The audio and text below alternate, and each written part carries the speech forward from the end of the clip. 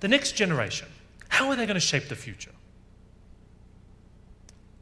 It seems reasonable, doesn't it, that if you're going to talk about the future, the best place to start is the people that are going to live in it. But I've got some bad news for you. This is not about millennials. Are there any millennials here? You're going to be very disappointed.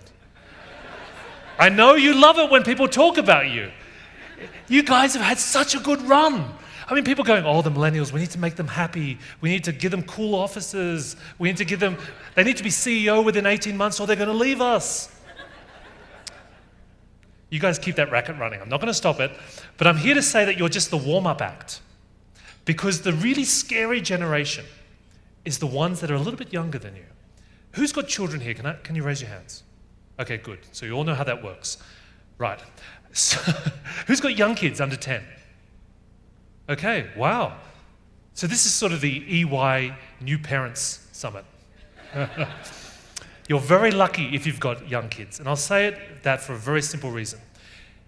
If you've got a young kid under 10, you're much closer to understanding the perspective of an 8-year-old.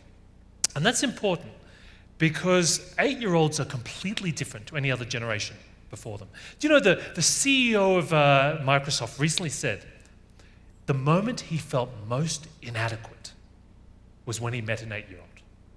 He was giving a speech just like this, and he noticed out of the corner of his eye there was this 8-year-old kid who was just completely ignoring him. He was on a tablet. So afterwards, he goes up to the kid and goes, what were you doing? And the kid goes, oh, I was bored, so I was making my own app.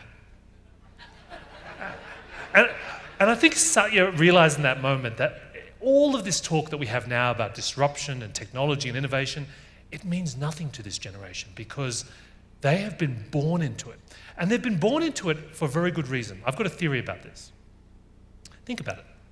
When your child started crying or someone else's young child started crying, what did you do? What did you give them? You did, didn't you? Who's been guilty of this? Be honest, raise your hands. Oh, come on. You think I'm going to report you? We've all done this. And you know what? We all felt a little bit guilty when we did it. Because we hand them the phone. It's like magic. They stop crying. But we're kind of wondering, is this bad for them? I mean, it's like putting scotch in the milk, You know it works, but you're wondering, have I done something terrible to this child? But let me tell you what you did. You actually rewired the entire structure of their brain to the extent that they will now expect to communicate, interact, transact, and entertain themselves. Will for now forever change. And what that means for us as entrepreneurs, as leaders, and people in the business community, if you were going to now bet on the next big business shifts, what are they going to be? Well, it's not mobile. That's sort of the trap. It's not just about mobile or tablets.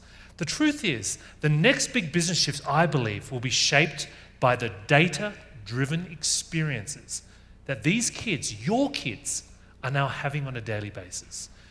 Because if you think about it, especially for kids, it's like there's now a layer of machine intelligence that sits between every experience that we now have in our daily lives, whether it's organizing transportation or ordering food or watching a video or talking to our friends.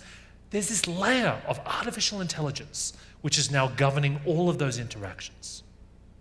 And that's going to completely change their expectations as a generation as they grow up.